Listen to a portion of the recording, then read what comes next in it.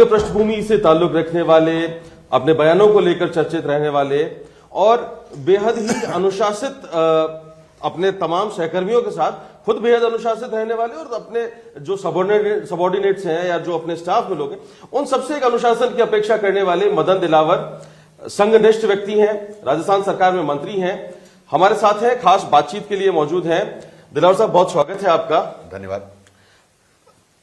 आपसे पहला सवाल, आप बेहद मुखर थे पिछले राज में, अभी भी मुखर हैं आप, लेकिन पिछले राज में मुखर थे उनकी खासतौर से लॉ एंड ऑर्डर की बातों को लेकर, उनके जो भर्तियों में जो घोटालों की बातें आई उनको लेकर आप जब उन पर बहुत मुखर थे, तो अब 10 महीने का जब समय बीत चुका है, तो आप उसको किस रूप में देखते हैं कि सरकार उन सारे इश्यूज पर कितना आगे बढ़ी है? देखो, मैं वाजिब बात करता हूं,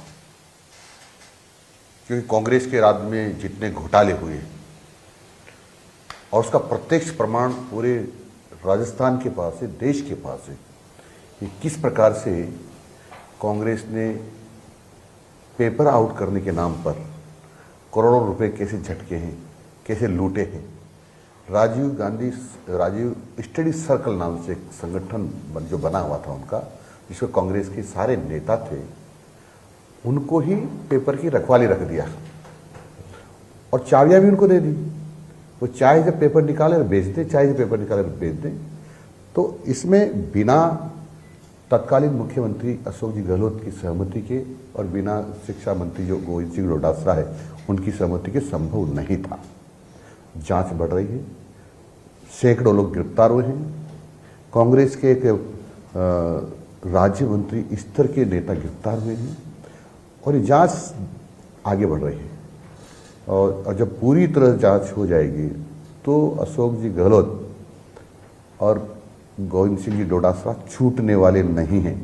भगवान भी शायद उनको जेल जाने से नहीं बचा पाएगा। आप अशोक गहलोत पूर्व मुख्यमंत्री 3 बार के, उनके बारे में कह रहे हैं कि उन्हें भगवान भी नहीं बचा सकता जेल जाने से? बिल्कुल, जैसा कर्म करेंगे वैसा भरेंगे। तो छोटी मछलियां तो काफी पकड़ी गई हैं, लगातार पकड़ी जा रही है, मगरमच्छ का इंतजार पूरे प्रदेश की जनता कर रही है। बिल्कुल, जाल बढ़ रहा है आगे और जरूर मगरमच्छ फंसेंगे। अगर हम बात करें एजुकेशन की, आप एजुकेशन पॉलिसी लाने पर बात कर रहे थे, जिसमें राष्ट्रवाद की बातें हों, ऐसी एजुकेशन पॉलिसी लाने की बात हमेशा करते, तो वो कब तक हो जाएगी? क्या उस पर आगे प्रोसेस चल रही है? देखो, मैं कोई पॉलिसी नहीं ला रहा, लेकिन पॉलिसी माननीय प्रधानमंत्री श्रीमान नरेंद्र मोदी ने ला दी है। उसका नाम है राष्ट्रीय शिक्षा नीति। और जो उन्होंने राष्ट्रीय शिक्षा नीति 2020 में लागू की है, उसके मुताबिक हम आगे बढ़ रहे हैं और उसको पूरी तरह से लागू करेंगे। कांग्रेस की नीयत में खोट था, इसलिए 2020 से लागू हुई जो नई एजुकेशन पॉलिसी थी उस पर काम नहीं किया। हम चरणबद्ध तरीके से आगे बढ़ रहे हैं। अकबर को महान बताया गया था, अब हमें महाराणा प्रताप महान देखने को मिलेंगे? वो लोग जो देश के दुश्मन थे और राजस्थान के दुश्मन थे और महाराणा प्रताप को फूटी आंख नहीं देखना चाहते थे, इसलिए अकबर को महान कहा। अकबर जो लुटेरा आक्रांता, जिसने 10,000 लोगों की हत्याएं एक साथ की, और ऐसी दंत कथा है कि उनकी जनेऊ को जब तोला गया तो मणों से निकली। तो ऐसे व्यक्ति को जो मीना बाजार लगा करके माँ बहनों को उठाकर ले जाता था, उसके साथ कुकर्म करता था, दुष्कर्म करता था, ऐसे लोगों के लिए हमको पढ़ाया गया कि वो महान थे। देश के दुश्मन ही ऐसा काम कर सकते थे जो किया उन्होंने। शिक्षा महकमे की बात करें आपके पास, और बड़ी जिम्मेदारी वाला महकमा है। एजुकेशन डिपार्टमेंट में पिछले 6 साल से टीचर्स इंतजार कर रहे हैं ट्रांसफर का, और कोई भी शिक्षा मंत्री हो उन पर बड़ी एक ये जिम्मेदारी और उनके लिए एक बड़ी चुनौती सी रहती है शिक्षकों का ट्रांसफर, और उसमें से भी खासतौर से तृतीय श्रेणी शिक्षकों का ट्रांसफर। इंतजार आज भी लोगों को है। देखो, ये चुनौती तो रहती है, लेकिन माननीय मुख्यमंत्री जी भजन लाल जी ने घोषणा की बजट में कि 4 लाख हम कर्मचारी अधिकारियों की भर्ती करेंगे। तो मेरा मानना ऐसा है कि लगभग 1.5 से 2 लाख कर्मचारी और अधिकारी शिक्षा विभाग को मिलने वाले हैं, तो लगभग सारे पद भर जाएंगे। अभी तक हमने लगभग 21,000 पद शिक्षा विभाग के भर दिए। डार्क जोन में जो टीचर्स लगे हुए हैं उन्हें वहां से निकलने का इंतजार है, या उस पर भी कोई विचार होगा? कहाँ लगे हुए? कहाँ? डार्क जोन जो है जहां से टीचर्स के ट्रांसफर नहीं हो रहे हैं, देखो, उन्हें बड़ा इंतजार है। जहां तक मैं थर्ड ग्रेड की बात करूं, थर्ड ग्रेड लोगों का चयन, थर्ड ग्रेड के टीचर्स विशेषकर जो आप बात करना चाहते हैं, उनका चयन उसी जिले के लिए हुआ है। और यदि कोई किसी कारण से उनका ट्रांसफर किया जाता तो उनकी सीनियरिटी रद्द हो जाती है। इसलिए उनका चॉइस ये रहती है कि आपका डेपुटेशन करो, ट्रांसफर मत करो। ट्रांसफर नहीं चाहते, परंतु हम इंसान हैं, उनकी परेशानी को समझते हैं। इसलिए माननीय मुख्यमंत्री जी विचार कर रहे हैं और मंत्रिमंडल में निर्णय होने की संभावना है विचार के बाद। तो यदि ये निर्णय होता है कि उनके ट्रांसफर होना चाहिए तो जरूर करेंगे। लंबा इंतजार हो गया उनका। एक विषय और आता है इसमें, मुझे एक विषय ध्यान है इसलिए मैं ये बता सकता हूँ। कई हालांकि ऐसे थे कि जो संघनिष्ठ लोग थे पिछले सरकार में, या जो टीचर्स थे जो संघ के प्रति या संघ की विचारधारा से जो लोग सहमत होते थे, उन लोगों का 4-4, 5-5 जिले छोड़कर ट्रांसफर किया गया। एक शिक्षक मेरे ध्यान में है, वो अजमेर जिले में थे और उन्हें हनुमानगढ़ में बॉर्डर पर लगा दिया गया, सिर्फ इस वजह से क्योंकि वो संघ विचारधारा से ताल्लुक रखते थे, संघ विचारधारा को समर्थन करते थे। और इस तरह के बहुत सारे टीचर्स हैं। इसीलिए मैं कहता हूं कि कांग्रेस राष्ट्रीय लोगों का सहयोग करती है। संघ राष्ट्रवादी है, चरित्रवान लोगों को तैयार करती है, अच्छे नागरिक तैयार करती है, राष्ट्रीय भाव भरती है। इसलिए राष्ट्रीयता के खिलाफ काम किया उन्होंने, यानी जो जिनमें राष्ट्रीयता कूट कूट भरी हुई उनके खिलाफ काम किया। और राष्ट्रीयता जिनके अंदर है उनके खिलाफ काम करना, इसका मतलब ये अराष्ट्रीय हैं, इनकी राष्ट्र में, देश में श्रद्धा नहीं थी कांग्रेसियों की, इसलिए किया। तो क्या वो जहां चाहते हैं वहां वापस आने की उनकी कोई संभावना बनती है? असंभव कुछ भी नहीं है। इंतजार कब तक खत्म होगा उनका? देखते जाओ। नवाचार, आप शिक्षा विभाग में वापस वही बात करूंगा कि शिक्षा विभाग में आप किस तरीके के क्या नवाचार करने जा रहे हैं? हम कोई नवाचार नहीं करने जा रहे। हम तो जो पहले से ही सरकार ने नियम निर्देश और जो लॉ बनाए हुए हैं उसकी अक्षर से पालना करके शिक्षा विभाग को ऊंचाइयां देना चाहते हैं, ताकि गुणवत्तापूर्वक शिक्षा विद्यार्थियों को मिल सके। शिक्षा के बाद आपके पास में एक बड़ा महकमा आता है पंचायती राज।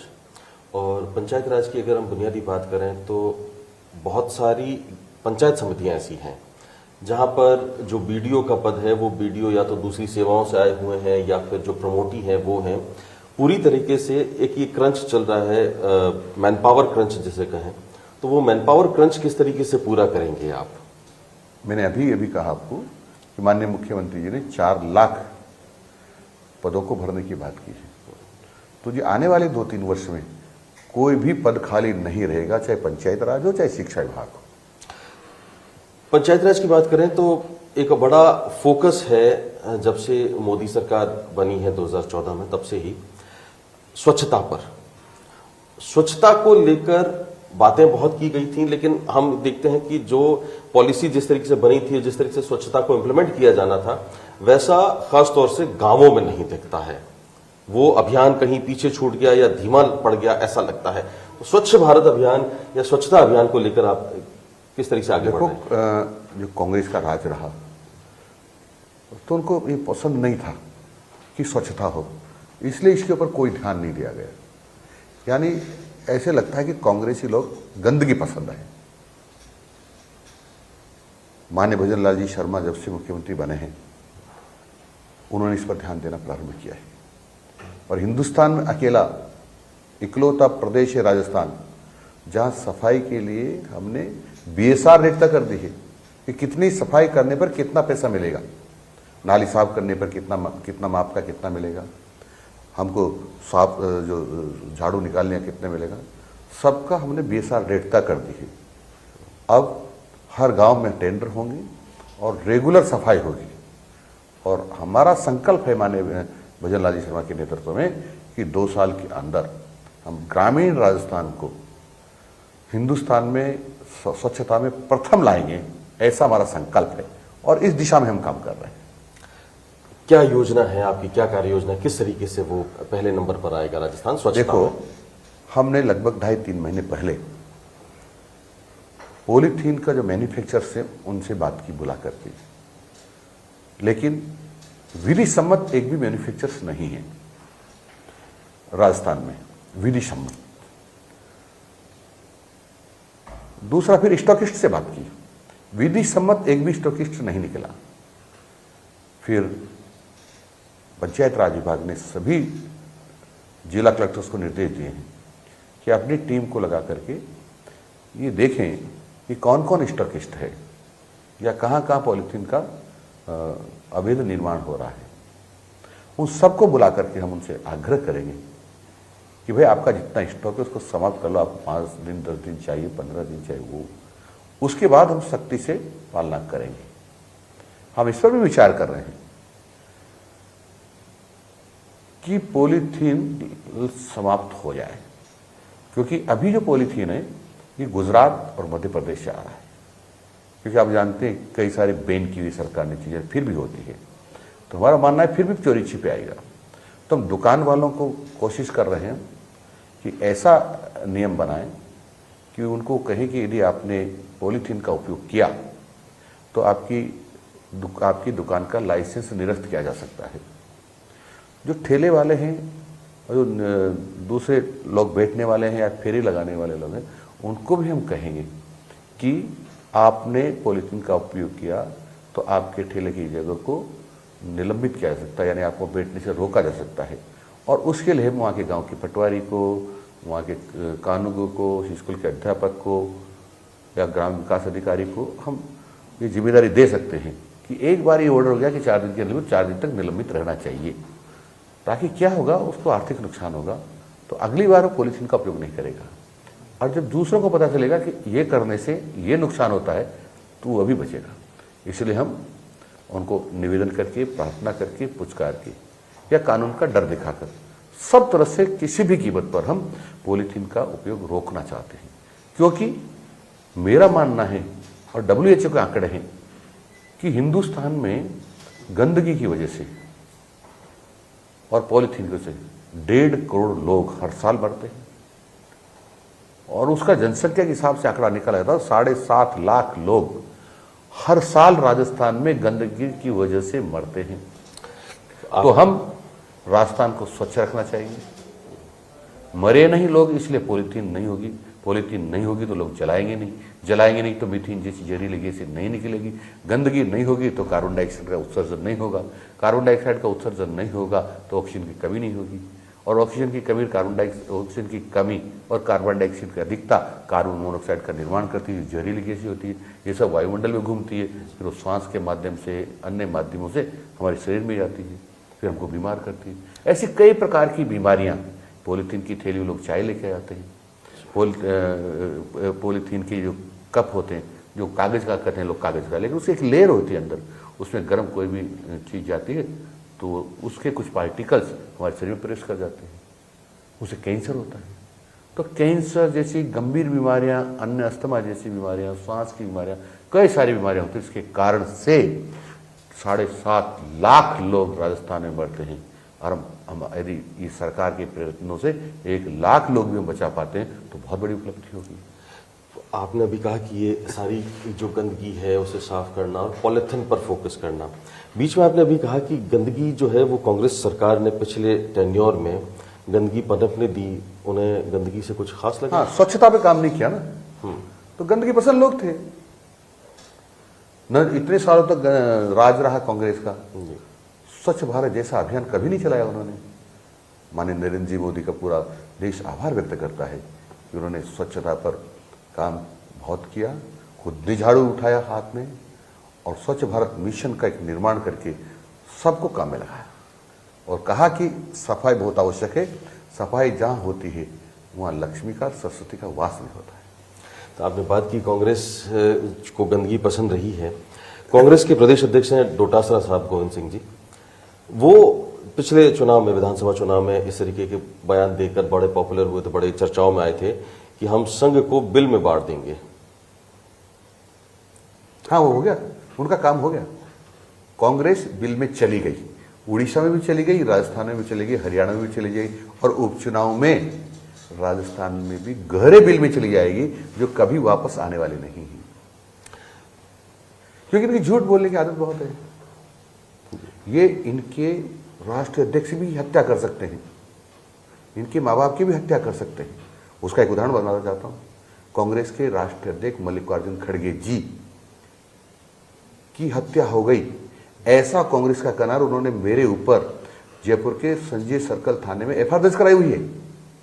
कांग्रेस पार्टी के मंत्री ने, और जिन संभवतः वो एफआईआर बैठकर लिखी अशोक जी गहलोत साहब ने, डोटासरा जी ने, और मैंने उनको कहा भी जब विपक्ष में था तब भी कि गहलोत जी आपने एफआईआर तो दर्ज करा दी, लेकिन तुम्हारे में दम हो तो मदन दिलावर को गिरफ्तार करके बताइए। और अभी भी लगता है कि बीजेपी की सरकार गिरफ्तार नहीं कर रही है तो कोर्ट से आदेश लेके जाएं कि हत्या का आरोपी घूम रहा है, कि बीजेपी की सरकार गिरफ्तार नहीं कर रही।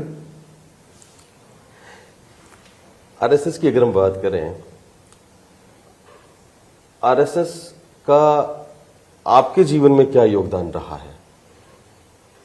मेरे जीवन में जो बदला हुआ है, वैसे तो मैं 13 वर्ष की उम्र से ही राष्ट्रीय स्वयंसेवक संघ का सदस्य हूं, यानी समसेवक हूं, और जितना भी बदलाव आज मेरे देख रहे हैं, वो जो पॉजिटिव बदलाव है वो सब राष्ट्रीय स्वयंसेवक संघ की वजह से, और कोई नेगेटिव है तो मेरे कारण से।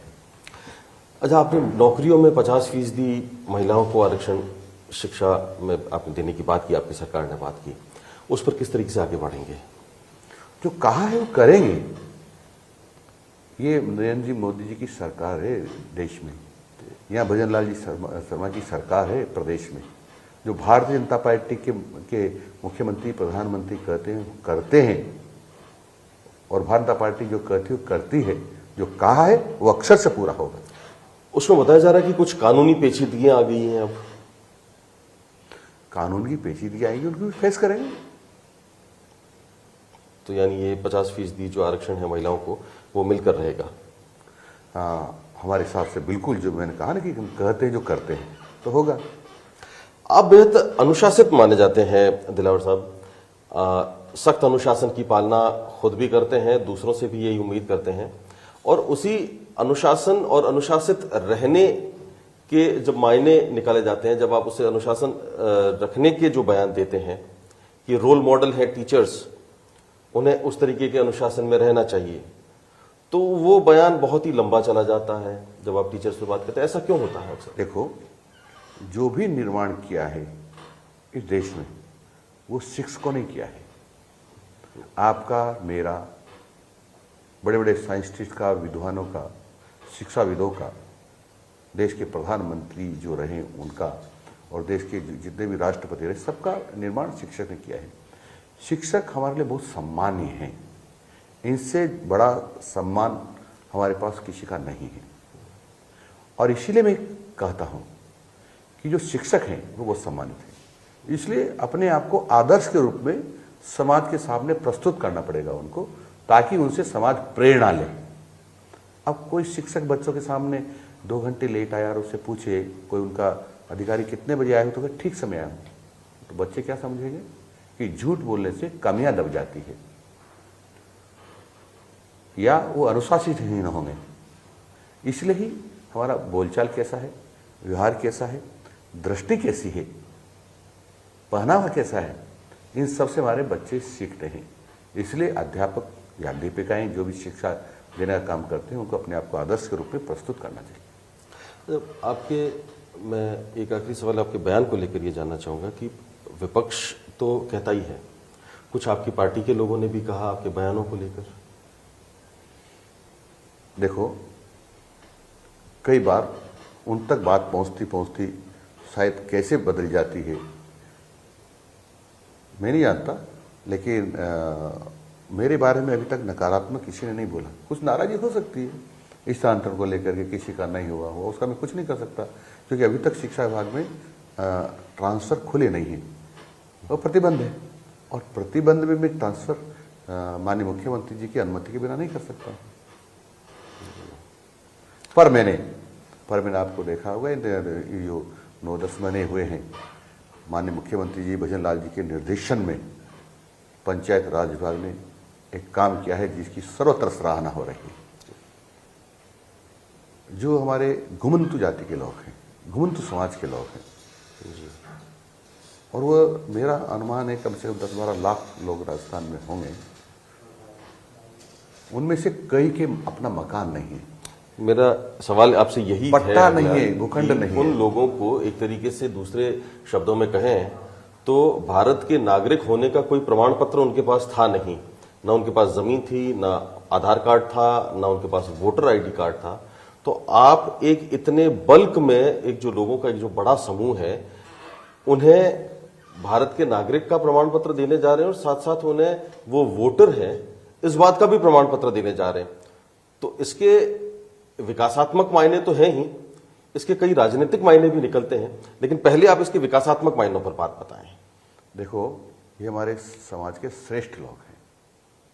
आपने सुना होगा और पढ़ा होगा कि महाराणा प्रताप का साथ देने वाले लोग, इनमें से कुछ लोग थे जो आज भी गाड़ी लेकर के घूमते रहते हैं, जिसको हम गाड़ी अलवार कहते हैं।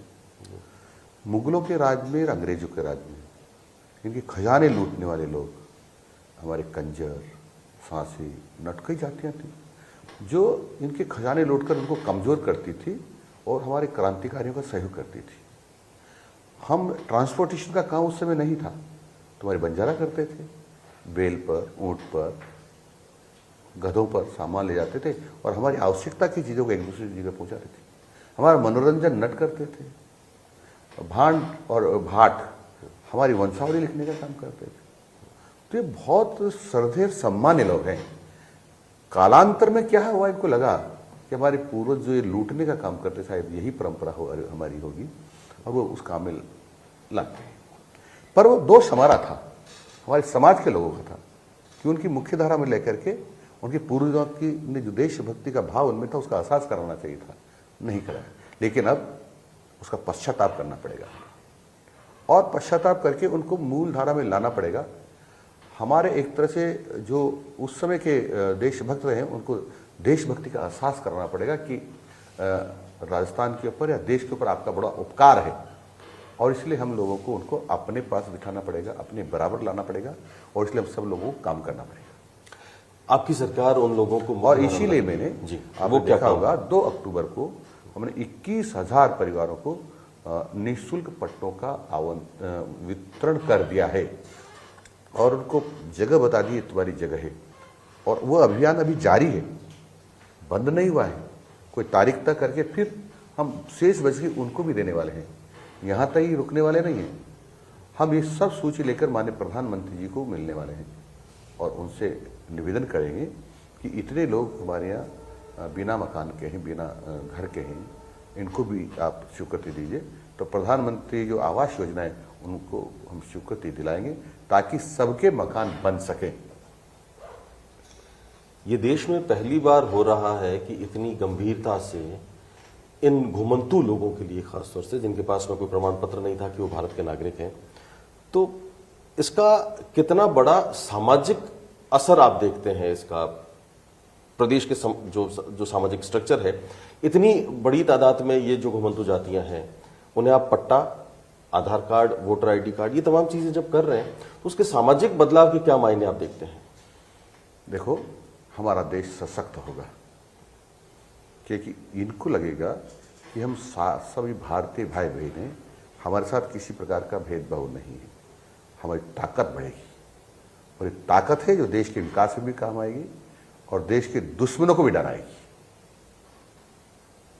और राजनीतिक मायने क्या हैं इसके?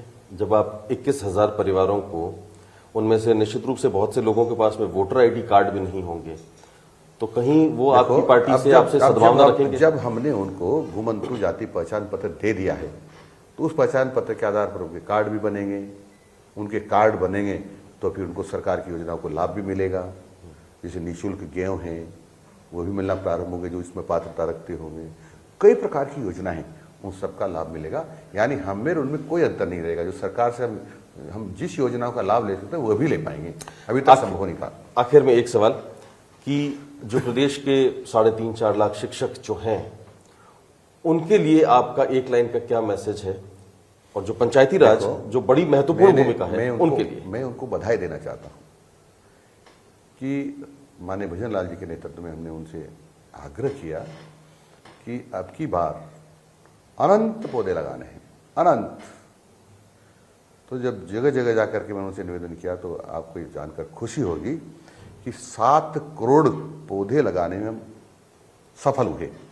और माननीय मुख्यमंत्री जी ने यही कहा था कि 7 करोड़ पौधे लगाएंगे, तो हमने प्रयत्न करके उनके निर्देशन में 7 करोड़ पौधे लगा दिए हैं, जो वर्ल्ड रिकॉर्ड बना, और उसके साइड इफेक्ट क्या होंगे? लोग स्वस्थ रहेंगे, ऑक्सीजन की अधिकता वायुमंडल में होगी, कार्बन डाइऑक्साइड घटेगी, और अधिक पेड़ लगने से आप जानते शीतलता रहेगी, जो गर्मी के दिनों में तपती है वो नहीं होगा। और पहली बार हिंदुस्तान में ऐसा हुआ है कि उनकी रखवाली के लिए भी हमने एक रखवाला रख दिया है 200 पौधों पर एक, ताकि वो देख रेख भी करेगा और जब पानी की जरूरत पड़ेगी उनको पानी भी पिलाएगा, तो उनको जिंदा रहने की प्रतिशतता कई गुना बढ़ सकती है। तो वो पौधा, कौन सा पौधा कौन से जिले में लग रहा है, इसका निर्धारण भी आप लोगों को ही करना है? आप उस कमेटी को हेड करते हैं? नहीं, हमने लगा ही दिया ना, और उस हिसाब से लगा दिया हमने। जिलों की कमेटी की मैं बात कर रहा हूं, उसको आप हेड करते हैं, तो उसका बड़े बयान आए, कई जगह धरने प्रदर्शन हुए, कई जगह लोगों ने उसका विरोध किया। जिले खत्म होंगे या रहेंगे? 50 से 33 होंगे, 40 होंगे? बड़ा असमंजस की स्थिति है कि राजस्थान में कितने जिले हैं। हम बता देंगे आपको समय पर। तो ये थे मदन दिलावर साहब, जो हमेशा बेबाकी से अपनी बातें रखते हैं, और आज भी एजुकेशन से लेके सामाजिक बदलावों तक उन्होंने पूरी अपनी बात बेबाकी से रखी है।